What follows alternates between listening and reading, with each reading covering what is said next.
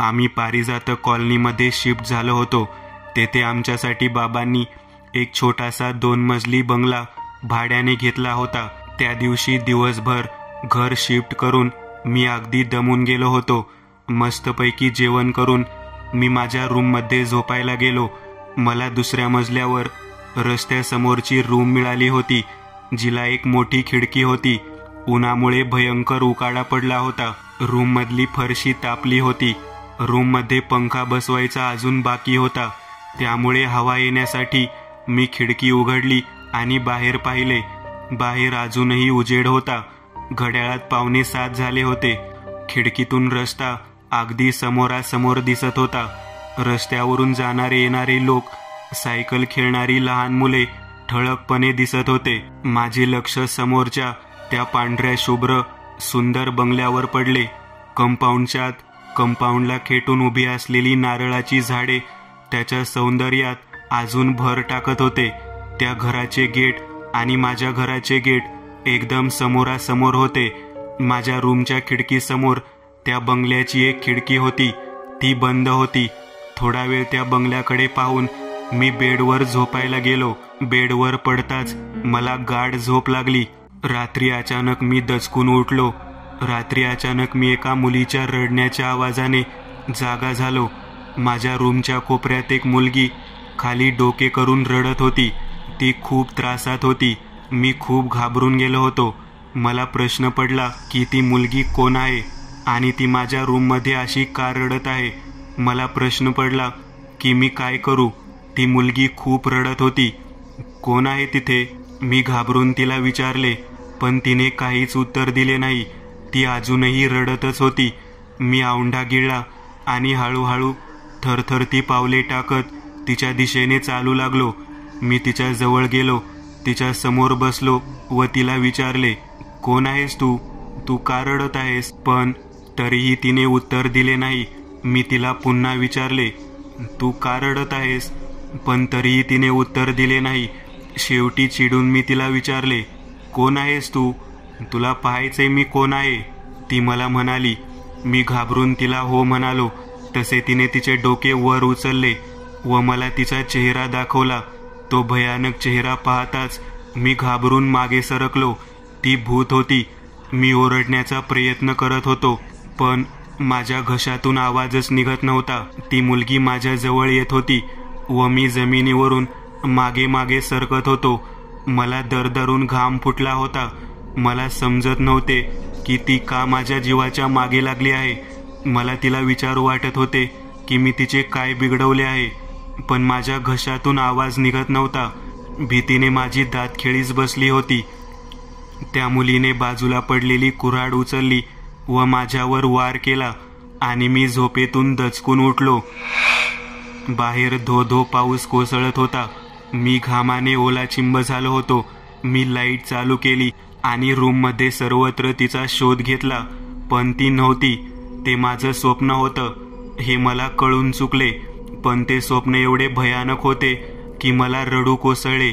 मी आयुष्यातून पहिल्यांदाच मृत्यूला माझ्या समोरासमोर इतक्या जवळून पाहिले होते. मी टेबलकडे गेलो, पाण्याचा जार घेतला आणि पटकन तोंडाला लावला व गटगट पाणी प्यालो. थंड पाणी पिऊन थोडे बरे वाटले. रूममध्ये भयंकर उकाडा पडला होता. मी खिडकीकडे गेलो व बाहेर पाहिले. बाहेर पाऊस पडत होता. माझ्या घरासमोरचा खांबावरचा बल्ब बंद होता, पण दूरवरच्या खांबावरील बल्बचा थोडासा उजेड रस्त्यावर पडत होता. भर उन्हाळ्यात धो धो पाऊस कोसळत होता. थंड वारा वाहत होता. वाऱ्यासोबत समोरच्या घरातली नारळाची झाडे डुलत होती. तसे वातावरण अगदी मन प्रसन्न करणारे होते. पण मला खूप विचित्र वाटत होते की उन्हाळ्यात पाऊस कसा काय पडत आहे. विचार करता करता मला असे वाटले की हा नक्कीच अवकाळी पाऊस आहे. पण संध्याकाळी मी झोपेपर्यंत तर पावसाचे जरा सुद्धा वातावरण नव्हते. मग अचानक पाऊस कसा, मी विचार करत होतो. जाऊ दे, पडत असेल असाच, म्हणून तर अवकाळी म्हणतात. मी विचार करणे बंद केले आणि त्या रम्य वातावरणात खिडकीत थंड हवा खात उभा राहिलो. मी समोरच्या पांढऱ्या बंगल्याकडे पाहिले. बंगल्यातल्या सर्व लाईट्स ऑफ होत्या, सर्व खिडक्याही बंद होत्या, पण माझ्या रूमच्या खिडकीसमोरची खिडकी उघडी होती. त्या खिडकीत कोणीतरी उभे होते, पण रूममध्ये अंधार असल्याने ती व्यक्ती मला स्पष्टपणे दिसत नव्हती. तेवढ्यात त्या घराच्या गेटसमोर एक बाईक येऊन थांबली. त्या बाईकवरून एक माझ्याच वयाचा तरुण मुलगा उतरला आणि गेटकडे तोंड करून उभा राहिला. त्याच्या हातात फुलांचा एक बुके होता. तो भर पावसात डाव्या हातात फुलांचा बुके घेऊन गेटसमोर उभा होता. जेव्हा मी त्याच्या शर्टकडे पाहिले तेव्हा मी पूर्णच हादरलो. त्याचा पांढरा शुभ्र शर्ट रक्ताने भिजला होता. ते पाहून मला प्रश्न पडला की त्याला काय झाले असेल, त्याला कोणी मारले असेल की त्याचा अपघात झाला असेल, आणि अशा जखमी अवस्थेत हातात बुके घेऊन तो भर पावसात असा गेटसमोर का उभा आहे. कारण या अवस्थेत तर त्याला वेळ वाया न घालवता घराच्या आत जायला हवे होते ना. तेवढ्यात त्या घराचा दरवाजा उघडला आणि घरातून माझ्याच वयाची एक सुंदर मुलगी बाहेर आली. पांढऱ्या फ्रॉकमध्ये ती मुलगी खूप सुंदर दिसत होती, पण ती जरा घाबरलेली दिसत होती. तिने आजूबाजूला पाहून गेटचे लॉक उघडले आणि पुन्हा गेट लॉक करून त्या मुलाला घरामध्ये घेतले. मी त्या समोरच्या खिडकीकडे पाहिले, जी मगाशी उघडी होती. आता ती खिडकी बंद झाली होती, पण त्या रूममधल्या लाईट्स ऑन झाल्या होत्या. खिडकीच्या काचेवर 2 व्यक्तींच्या सावल्या पडल्या होत्या, एक त्या सुंदर मुलीची आणि दुसरी त्या जखमी मुलाची. थोड्याच वेळात त्या मुलीने खिडकीचे पडदे लावले आणि खिडकीच्या काचांवरून त्यांच्या सावल्या गायब झाल्या. मी टाईम पाहिला, रात्रीचे 1 वाजले होते. मला समजत नव्हते की नेमका मॅटर काय आहे. तो मुलगा त्या मुलीचा कोण असेल आणि एवढ्या रात्री तो अशा अवस्थेत तो येथे का आला असेल. मी बेडवर पडलो आणि विचार करायला लागलो. शक्यता फक्त 2 होत्या की एकतर तो मुलगा त्या सुंदर मुलीचा भाऊ असेल किंवा त्या मुलीचा प्रियकर असेल. भाऊ आहे असे म्हणावे तर तो पांढरा ड्रेस घालून आणि बुके घेऊन का आला, आणि एवढ्या रात्री त्या मुलीनेच का दरवाजा उघडला. त्या मुलीचे मम्मी पप्पा सुद्धा उघडू शकत होते ना. म्हणजे तो मुलगा त्या मुलीचा प्रियकर असेल, म्हणून तर एवढ्या रात्री तो तिला फुलांचा बुके घेऊन आला आहे. त्या मुलीनेही इकडे तिकडे पाहून गेट उघडले आणि गुपचूप त्याला घरात घेतले, आणि दोघांनाही पांढरे ड्रेस घातले होते. हा नक्कीच त्यांचा ड्रेस कोड असेल. म्हणजे खरंच तो मुलगा त्या मुलीचा प्रियकर आहे. देवा, प्लीज असे नसावे. तो मुलगा तिचा भाऊच असावा. काय माहीत, असेही असू शकते की तो रात्री तिच्या प्रियसीला भेटण्यासाठी बुके घेऊन गेला व तिच्या घरच्यांचा मार खाऊन आला. घरी त्याच्या मम्मी पप्पांना कळेन म्हणून त्याने त्याच्या बहिणीला म्हणजे त्या सुंदर मुलीला फोन करून गुपचूप गेट उघडायला सांगितले. देवा, अगदी असेच असावे. मी देवाला प्रार्थना करत होतो, कारण तिला पाहता क्षणी मला ती आवडली होती. त्या रात्री मी फक्त तिचाच विचार करत होतो. तिचा सुंदर चेहरा अचानक माझ्या डोळ्यासमोर येत होता. मला समजत नव्हते की मला हे काय होत आहे.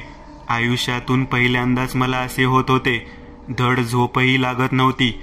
त्या रात्री फक्त तिचाच विचार करत करत मी कसा बसा झोपी गेलो.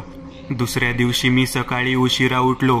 रोज पहाटे 4-5 वाजता उठणारा मी चक्क सकाळी 10 वाजता उठलो होतो. उठताच मला ती रात्रीची मुलगी आठवली आणि ती मुलगी दिसेल या आशेने उठताच मी खिडकीपाशी पळत गेलो व तेथे जाऊन उभा राहिलो आणि समोरच्या बंगल्याच्या खिडकीकडे पाहिले. ती खिडकी बंद होती. मी घराच्या दरवाजाकडे पाहिले, तेवढ्यात दरवाजा उघडला. घरातून एक बाई आणि माणूस बाहेर आले. ते त्या सुंदर मुलीचे मम्मी पप्पा असावेत असा मी अंदाज बांधला. ते दोघेही गेटपाशी कोणाची तरी वाट पाहत होते. तेवढ्यात तेथे एक मुलगी आली. दिसायला नाजूक आणि सुंदर, पण राहणीमानाने एकदम सिंपल. कपड्यावरून ती एका गरीब घरातली दिसत होती. त्या काकू तिच्यावर थोड्याशा ओरडल्या आणि दोघे नवरा बायको निघून गेले. ते जाताच त्या मुलीने गेट बंद केले आणि घरात गेली. तिने घर उघडले व आत गेली, पण मला मात्र समजले नाही की ती कोण होती. रात्रीच्या मुलीची वाट पाहून मी कंटाळलो होतो. थोडा वेळ वाट पाहून मी तेथून बाजूला सरकलो आणि फ्रेश होण्यासाठी वॉशरूममध्ये गेलो. दिवसभर फक्त तिला पाहण्यासाठी मी कधी खिडकीपाशी उभे राहत होतो तर कधी गच्चीवरून तिच्या घराकडे पाहत होतो. पण त्या दुसऱ्या मुलीशिवाय त्या दिवशी दिवसभर मला कोणीच दिसले नाही. दुपारी अंगणातले झाडून काढून साफसफाई करून तीही निघून गेली होती. म्हणजे ती कामवाली मुलगी होती. तेव्हा मला आश्चर्य वाटले की एवढी सुंदर मुलगी कामवाली कशी असू शकते. आयुष्यात पहिल्यांदा मी एवढी सुंदर कामवाली मुलगी पाहिली होती. मी दिवसभर त्या घरावर नजर ठेवून होतो, पण त्या मुलीचे मम्मी पप्पा आणि कामवालीशिवाय मला त्या घरात कोणीच दिसले नाही. देवाला 1000 प्रार्थना केल्या, पण दिवसा तिचे दर्शन घडलेच नाही. पण रात्री जेव्हा मी टेरेसवर त्या मुलीच्या रूमची खिडकी उघडण्याची वाट पाहत होतो, तेव्हा टेरेसवर अंधारात ती मला फोनवर बोलताना दिसली. तिला पाहून मी खूप खुश झालो होतो, पण मला पाहताच ती तिथून निघून गेली. मला तिचा राग आला, पण नंतर मला वाटले की मला लाजली असेल. पुढे रोज सकाळी मी दिवसभर तिच्या घरावर नजरा गाडून होतो, पण दिवसा ती मला कधीच दिसली नाही. ती दिवसा कधीच घराच्या बाहेर पडत नव्हती, पण रात्री मोबाईलवर बोलण्यासाठी मात्र गच्चीवर येत होती आणि मी तिला पाहतच तेथून निघून जात होतो. मी तिच्यावर प्रेम करत होतो, म्हणजे मी आंधळा होतो असे नव्हते. मला कळून चुकले की ती मुलगी रोज रात्री तिच्या बॉयफ्रेंडलाच बोलण्यासाठी गच्चीवर येते. पण नंतर मला वाटले की बॉयफ्रेंड असता तर फोनवर हसत हसत बोलली असती. पण पुन्हा मनात विचार आला की खाली घरात मम्मी पप्पांना आवाज जाऊ नये म्हणून हळू बोलत असेल, व त्या दिवशीचा मुलगा तिचा बॉयफ्रेंड होता हे समजण्यास मला जास्त वेळ लागला नाही. कारण तो जर तिचा भाऊ असता तर इतके दिवस मला तिच्या घरी दिसला असता. पण तसे झाले नव्हते. तिच्या बॉयफ्रेंडचा विचार करूनच मन दुःखी झाले आणि त्या दिवशी ती मला पाहून खाली जाण्यापूर्वी मीच खाली गेलो. माझ्या मूडचे दहीभात झाले होते. ती रात्र खूप टेन्शनमध्ये काढली. त्याच्या दुसऱ्या दिवसापासून सकाळी सकाळी उठून खिडकीपर्यंत जाण्याची माझी इच्छा झाली नाही. मला वाटले की असे पण खिडकीत जाऊन काही फायदा होणार नाही आणि मी खिडकीकडे गेलोच नाही. त्या दिवशी मी ठरवले की त्या समोरच्या घरातील मुलीला विसरून जायचे. त्यानंतर मी माझ्या रूमची खिडकी उघडलीच नाही. मला तिला पाहण्याशिवाय राहवत नव्हते, पण तरीही कंट्रोल करत होतो. तिला विसरण्याचा पूर्ण प्रयत्न करत होतो, पण तिला विसरू शकत नव्हतो. असेच एके दिवशी मला राहवले नाही आणि तिला पाहण्यासाठी मी खिडकी उघडली. रूमच्या खिडकीकडे पाहिले. ती रोजच्या सारखीच त्या दिवशीही बंद होती. खूप वेळ वाट पाहिली, पण घराच्या बाहेर कोणीच नव्हते. ती कामवाली मुलगीही नव्हती. नाराज होऊन ती खिडकी बंद केली. स्वतःवर नियंत्रण मिळवण्यासाठी झोपायचे ठरवले. खूप प्रयत्न केला, पण झोप येतच नव्हती. तिच्या विचाराने मी पार बेचैन झालो होतो. मी हळूच मम्मीच्या रूममध्ये गेलो आणि तिच्या ड्रॉवरमधील झोपीच्या 2 गोळ्या घेतल्या व माझ्या रूममध्ये जाऊन झोपलो. रात्री अचानक मी झोपेतून दचकून उठलो. मी घामाने भिजून गेलो होतो. रूममधले पंखे अजूनही बसवले नव्हते, त्यामुळे हवा खाण्यासाठी मी खिडकीकडे गेलो. पण खिडकी उघडण्याच्या पूर्वी मला मी केलेल्या निश्चयाविषयी आठवले. खिडकी न उघडण्याच्या निश्चयाविषयी. त्यामुळे मी टेरेसवर जायचे ठरवले. मी पाणी पिऊन टेरेसवर गेलो. थंड हवा सुटली होती. मन प्रसन्न झाले. त्या प्रसन्न वातावरणात मला तिची आठवण आली आणि माझे डोळे भरून आले. मनात खूप दुःख साठले होते. ती अश्रूंच्या रूपात बाहेर पडू पाहत होते. अशात अचानक पाऊस सुरू झाला. पावसाच्या थंडगार सरी माझ्या अंगावर कोसळत होत्या. माझ्या दुःखाला वाहून नेऊ इच्छित होत्या. मी दुःख विसरण्यासाठी पावसात भिजत होतो.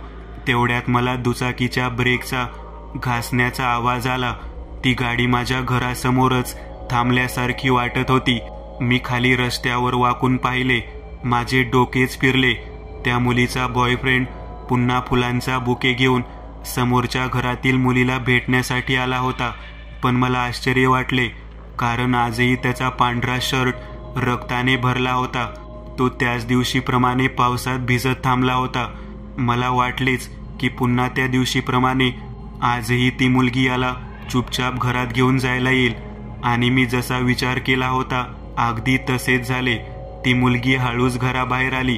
मागच्या वेळेसचा पांढरा फ्रॉक घालून घाबरून आजूबाजूला पाहिले.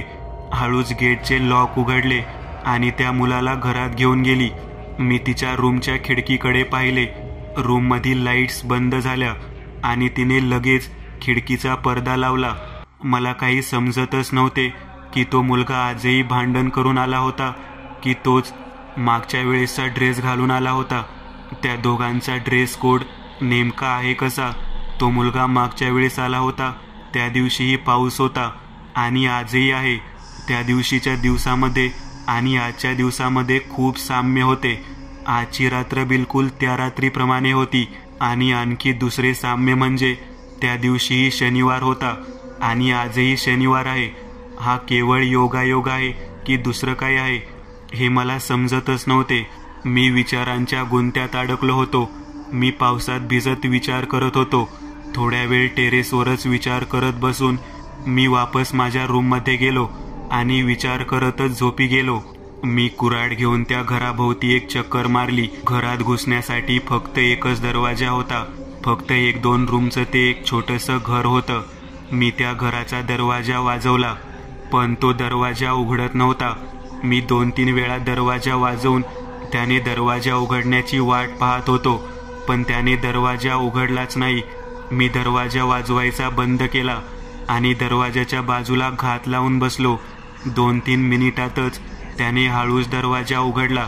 तसे मी त्याच्या अंगावर धावून गेलो आणि त्याच्यावर कुऱ्हाडीने वार केला पण त्याचे नशीब चांगले होते. त्याने तो चुकवला. मी त्याच्यावर जोर लावून वार करत होतो पण तो माझे प्रत्येक वार चुकवत होता. पण मी अचानक केलेल्या वाराने तो अगदी घाबरून गेला होता. का मारायलास मला? मी काय बिघडवलं आहे तुझं? तो सारखा मला विचारत होता पण मी काही ऐकून घेण्याच्या मनस्थितीत नव्हतो. त्याचा माथा घामाने न्हावून गेला होता. एक प्रकारचे मानवी भाव त्याच्या चेहऱ्यावर उमटले होते. तो जिवंत माणसाचे नाटक करत होता, अगदी कोमल सारखे. पण मी त्याच्या नाटकाला ओळखले आणि एक झप असा कुऱ्हाडीचा वार त्याच्या पायावर बसला. तसा तो जोरात ओरडला, मेलो. माझी कुऱ्हाड त्याच्या पायात खोलवर रुतून बसली होती. त्याची ती त्रासदायक किंकाळी ऐकून मी माझा रागावरून जागच्या जागी थांबलो. तो त्रासाने विवळत होता. माझे लक्ष त्याच्या पायांवर गेले आणि मी हादरलोच. मला दरदरून घाम फुटला. माथ्याचा घाम पुसत मी मागे सरकलो व त्याच्या पायातून निघणाऱ्या लाल रक्ताच्या पिचकाऱ्या पाहू लागलो. म्हणजे तो भूत नव्हता कारण त्याचे रक्त लाल होते. म्हणजे स्नेहा मला खोटे बोलली होती की प्रदीप भूत आहे. पण ती मला खोटे का बोलेल? मी विचार करत होतो. मला काहीच समजत नव्हते की मी काय करू. प्रदीप त्रासाने माझ्या समोर विवळत होता. तू भूत नाहीयेस? मी कसे तरी माझ्या घशातून शब्द फोडत त्याला विचारले. कोण म्हणाल तुला की मी भूत आहे? स्नेहाने. अरे तीच भूत आहे. प्रदीप त्रासाने जोरात विवळत मला म्हणाला आणि माझ्या पायाखालची जमीन सरकून पुन्हा एकदा हादरली. क्षणात माझ्या डोळ्याला पाणी आले. मला त्याच्या गोष्टीवर विश्वासच बसत नव्हता की माझी स्नेहा भूत आहे. हे कसे शक्य आहे? तू खोटे बोलत आहेस. ती जिवंत आहे. मी त्याच्यावर ओरडून म्हणालो, तुला सगळं सांगतो. आधी माझ्या पायातली कुऱ्हाड काढ. तो कणत कणत मला म्हणाला. प्रदीप त्याच्या पायातली कुऱ्हाड काढण्याचा प्रयत्न करत होता पण ती त्याला निघत नव्हती. शेवटी मी प्रयत्न करून ती कुऱ्हाड त्याच्या पायाबाहेर काढली व रक्तस्राव थांबवण्यासाठी त्याच्या पायाला एक स्वच्छ कापड बांधले. त्याला प्यायला पाणी दिले. आता सांग, स्नेहा कधी मेली? म्हणजे ती भूत कशी काय? मी प्रदीपला विचारले. प्रदीपने सांगायला सुरुवात केली. मी आणि स्नेहा एकाच कॉलेजमध्ये शिकत होतो. आमचे 3 वर्षापासूनचे प्रेम होते. आम्ही एकमेकांवर जीवापाड प्रेम करत होतो. आम्ही नेहमी सोबत राहण्याची व मृत्यूनंतरही प्रेमाच्या पवित्र बंधनात राहण्याची शपथ घेतली होती. पण एके दिवशी स्नेहाच्या मम्मी पप्पांना आम्हा दोघांविषयी कोणीतरी सांगितले. त्यांनी तिचे कॉलेज बंद केले, तिचा मोबाईल घेतला. तिचे घराबाहेर निघणेही मुश्किल झाले होते आणि माझा व स्नेहाचा संपर्क तुटला. खूप दिवस मी तिच्या घराबाहेर चकरा मारत होतो पण ती बाहेरच येत नव्हती. एके दिवशी मी तिच्या घरातल्या कामवाल्या मुलीला गाठले. कोमल नाव होतं तिचं. मी तिला माझ्याविषयी आणि स्नेहाविषयी सर्व सांगितले. मी स्नेहासाठी तिच्या जवळच चिठ्ठ्या देत होतो. त्यानंतर आम्ही चिठ्ठ्यांमधून एकमेकांना बोलत होतो. याच दरम्यान माझी आणि कोमलची चांगली ओळख झाली. मी कधीकधी तिच्यापाशी माझे मन मोकळे करत होतो. ती माझी चांगली मैत्रीण बनली होती. एके दिवशी मी कोमलला एक मोबाईल दिला व तो स्नेहाला द्यायला सांगितला. नंतर स्नेहा मला तिला भेटण्यासाठी गुपचूप घरी बोलवत होती. आम्ही रात्री सर्व झोपल्यावर तिच्या घरी भेटत होतो. मी रोज तिच्यासाठी फुलांचा बुके घेऊन जात असे. पांढरा ड्रेस आमचा ड्रेस कोड होता. एकमेकांना पाहून आम्ही खूप खुश होत होतो. त्याच दरम्यान कोमलचा आणि माझा समोरासमोर जास्त संपर्क आला नव्हता, पण ती नेहमी मला फोन करून माझे हाल विचारत होती. पण एके दिवशी तिने मला ती माझ्यावर प्रेम करत असल्याचे सांगितले. ती दिसायला तर खूप सुंदर होती, पण मी त्या नात्यासाठी सरळ सरळ नकार दिला, कारण की मी तिच्यावर प्रेम करत नव्हतो आणि मला तिला फसवायचे नव्हते. तिचे मन तुटले होते. मग हळूहळू तिने मला फोन करणेही बंद केले आणि मीही तिला बोलायचे बंद केले. पण एके दिवशी मी रोजसारखेच स्नेहाला भेटण्यासाठी तिच्या घरी गेलो. त्या दिवशी तिच्या मम्मी पप्पांनी मला व स्नेहाला पकडले. ते मी येण्याचीच वाट पाहत होते. त्यांनी मला मारण्यासाठी आधीच 2-4 किरायाची माणसं घरी बोलावली होती. त्या रात्री त्यांनी मला जबर मारहाण केली. त्यांनी मला स्नेहाला सोडले नाही तर माझा जीव घेण्याची धमकी देऊन सोडून दिले. पुढे 2-3 दिवस मी दवाखान्यात होतो. एके दिवशी मला भेटण्यासाठी कोमल आली आणि तिने स्नेहा मला कायमची सोडून गेल्याचे सांगितले. तिने ज्या दिवशी आत्महत्या केली तो शनिवारचा दिवस होता. बाहेर जोरदार पाऊस पडत होता. तिने तिच्या रूममध्ये गळफास घेऊन आत्महत्या केली होती. तिच्या मम्मी पप्पांनी तिचे लग्न दुसऱ्या मुलाशी ठरवले होते. मी गरीब अनाथ मुलगा. कोणता बाप त्याच्या मुलीचे लग्न माझ्याशी करेल? तिचे लग्न एका आठवड्याच्या आत होणार होते. स्नेहाला जाऊन आठवडा झाला होता. त्या दिवशी शनिवार होता. बाहेर पाऊस पडत होता. रात्री मी तिच्या आठवणीत रडत होतो. तेव्हा अचानक मला तिचा फोन आला. तिचा फोन पाहून मी खुश झालो, पण नंतर माझ्या मनात विचार आला की स्नेहा तर या जगात नाही, मग मला कोण फोन करत आहे? मी घाबरून फोन उचलला तर फोनवर स्नेहा होती. तिने मला भेटण्यासाठी तिच्या घरी बोलावले आणि पटकन फोन ठेवला. मला समजत नव्हते की मी तिला भेटायला जाऊ की नको, कारण कोमलने मला सांगितले होते की मेली आहे. जर कोमल मेली आहे मग तरीही ती मला कशी काय बोलली की असे असेल की कोमल मला खोटे बोलली. मी तिला भेटण्यासाठी तिच्या घरी गेलो. नेहमीसारखे त्या दिवशीही ती मला घरात घेण्यासाठी तिच्या घराबाहेर आली. आम्ही जिना चढून तिच्या रूमच्या बाहेर पोहोचलो. तोच लाईट गेली. अरे यार, तू रूममध्ये बस, मी आलेच मेणबत्ती घेऊन, असे बोलून ती खाली मेणबत्ती आणायला गेली. मी हळूच तिच्या रूमचा दरवाजा उघडला. रूममध्ये अंधार होता. मी मोबाईलची टॉर्च लावली व दरवाजा बंद केला. मी 2 पावले चाललो तोच मी फरशीवरून घसरून खाली पडलो. फरशीवर काहीतरी सांडलं होतं. मी टॉर्चच्या उजेडात पाहिलं आणि माझा थरकापच उडाला. फरशीवरून रक्त वाहत होतं. त्या रक्तात एक लेडी चप्पल पालथी पडली होती. मी तोंड उघडे ठेवून ते रक्त पाहत होतो. तोच मला कुत्रे पाणी पिताना जसा आवाज येतो अगदी तसाच आवाज आला. मी आवाजाच्या दिशेने टॉर्च लावली आणि माझी धडकीच भरली. भिंतीला चिकटून उभे असलेल्या एका लाकडी कपाटावरून 2 पाय खाली लटकत होते. ते एका मुलीचे पाय होते. त्याच कपाटावरून रक्त ओघळत होतं.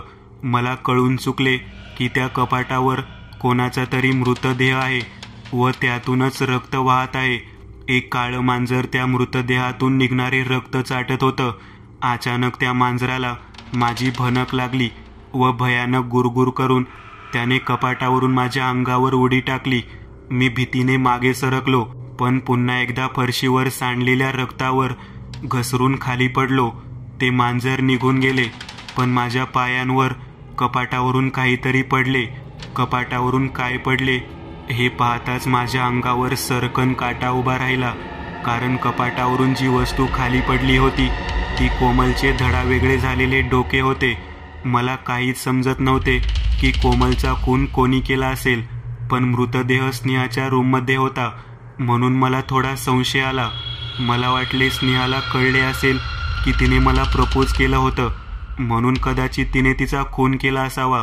मी खूप घाबरलो होतो. तोच माझ्या खांद्यावर एक थंडगार हात पडला. मी मागे वळून पाहिले. ती स्नेहा होती. स्नेहा, कोमल. मी कोमलच्या डोक्याकडे बोट दाखवत तिला म्हणालो, मीच मारले तिला. ती मला म्हणाली, पण का? मी तिला विचारले. कोमल तुझ्यावर प्रेम करत होती. तू प्रेमासाठी तिला नकार दिलास. म्हणून आपल्या दोघांना दूर करण्यासाठी तिने तुम्हाला रोज रात्री भेटायला येतोस हे माझ्या मम्मी पप्पांना सांगितले. तिच्यामुळेच मम्मी पप्पांनी माझे लग्न दुसऱ्या मुलासोबत ठरवले आणि तिच्यामुळेच मी फाशी घेतली. ती मला म्हणाली. ते ऐकून मी हादरलो होतो. म्हणजे स्नेहाने खरंच फाशी घेतली होती व ती मेली होती. कोमल मला खरं बोलत होती. जी माझ्या समोर उभी होती ती तिचे भूत होते. तू मेली आहेस. माझ्या तोंडातून अचानक शब्द बाहेर पडले. नाही, मी मेले नाही. मी मेले होते, पण आता वापस आले आहे. फक्त तुझ्यासाठी, आपल्या प्रेमासाठी, आपण घेतलेल्या शब्द निभावण्यासाठी. आता मी तुला कधीच सोडून जाणार नाही. ती मला मिठीत घेत म्हणाली, आता आपण दर शनिवारी माझ्या घरी भेटत जाऊ. आता तर आपल्याला अडवणारे कोणीच नाही. ते बघ, माझे मम्मी पप्पा सुद्धा, ते सुद्धा आपल्याला अडवणार नाहीत. ती बेडखाली बोट दाखवत म्हणाली. त्या बेडखाली स्नेहाच्या मम्मी पप्पाचे मृतदेह होते. म्हणजे स्नेहाने त्यांना सुद्धा सोडले नव्हते. ती क्रूर झाली होती.